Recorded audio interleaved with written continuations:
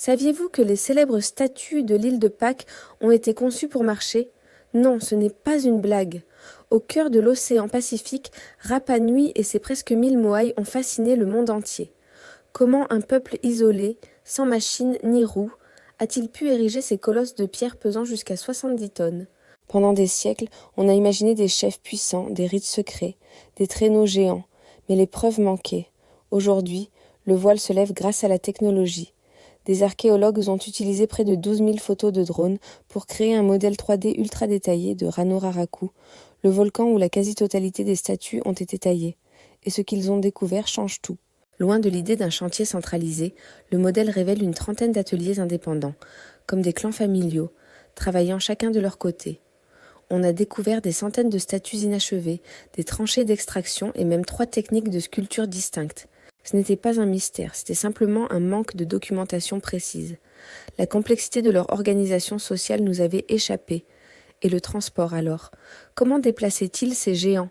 En étudiant les statues abandonnées le long des anciennes routes, les chercheurs ont remarqué un détail crucial. Leur base est élargie et leur corps est incliné vers l'avant. C'est une conception parfaite non pas pour être traînée, mais pour être déplacée debout. En 2013, une expérience l'a prouvé. 18 personnes ont réussi à faire marcher une réplique de plus de 4 tonnes sur plusieurs dizaines de mètres. Les statues avançaient grâce à un effet de balancier, confirmant ce que les traditions orales racontaient depuis toujours. Les moaïs marchaient.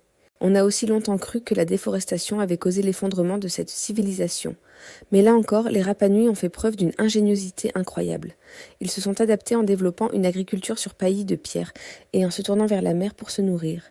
D'ailleurs, la construction des statues a continué pendant 500 ans après le début du déclin des forêts. Il semblerait que la disparition des palmiers soit plutôt liée à l'invasion des rats polynésiens qui dévorèrent les graines.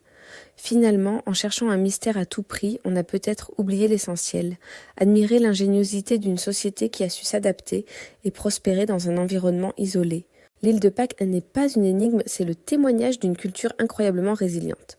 Qu'en pensez-vous? Dites-le moi dans les commentaires. Merci d'avoir regardé et n'oubliez pas de vous abonner pour plus de découvertes.